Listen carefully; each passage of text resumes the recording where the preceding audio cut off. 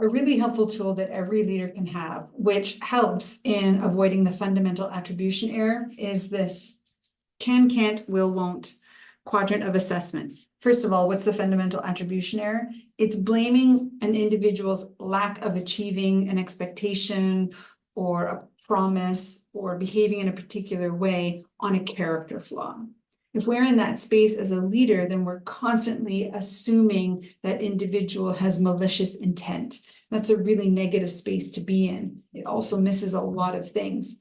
So in our emotional intelligence, the skill of reality testing is our ability to be objective when we're emotional about something. So this helps us to be objective as a leader. We're assessing an individual on their ability and motivation. So the can and will, when we assess someone as sitting in this quadrant, these are our star performers. And basically, these are the individuals that go about their work autonomously, and they're hitting their expectations and their goals. They're knocking it out of the park. They're behaving well. They're showing up in well-being. They're claiming responsibility. They're communicating clearly. It's just magnificent, right? And for these individuals, we never want to leave them status quo. We never want to just assume that everything's going well. We want to ensure that we're consistently communicating with them regularly, consistently checking in on them, but also we want to make sure that we're stretching them just a little bit to make sure that they continue to grow. Our will but can't are individuals on our team that just need some training. And these star performers, they can help. They could do some of that training because they're already canning, right?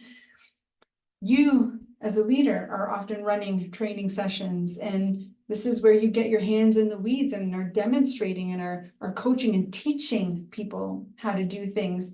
But also this could be cross-functional training. This could be they're taking a course. This could be they're doing a LinkedIn course or an online course. There's lots of options for training. These two quadrants at the bottom are where in leadership it can become more challenging because the barriers are not as visible. The won't, the motivational drivers, the engagement.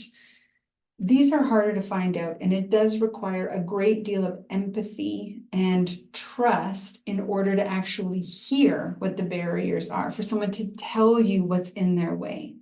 So when someone can, you know they have the technical skill, but they're not, we have to find out what those barriers are. We have to step into conversation, and the tone and body language of those conversations are vital. When someone lands in the won't and can't, and you have done everything that you can do as a leader to help move them into another quadrant, then you are at the stage of termination. This is a question I get quite often. When do you know? I'm like, you know when you've done everything you can. And if you've got an HR department, you're also in very clear, consistent communication with them to ensure that you are compliant and have done everything for this person. So rather than leaping before we look, our emotional intelligence in combination with our leadership excellence is checking in with ourselves first to make sure our emotions are in the right place, not making that fundamental attribution error, and moving forward with dialogue, really establishing trust and using our skills of interpersonal relationships and empathy to figure out what exactly is the barrier for this individual and how can I, as their leaders, influence and help.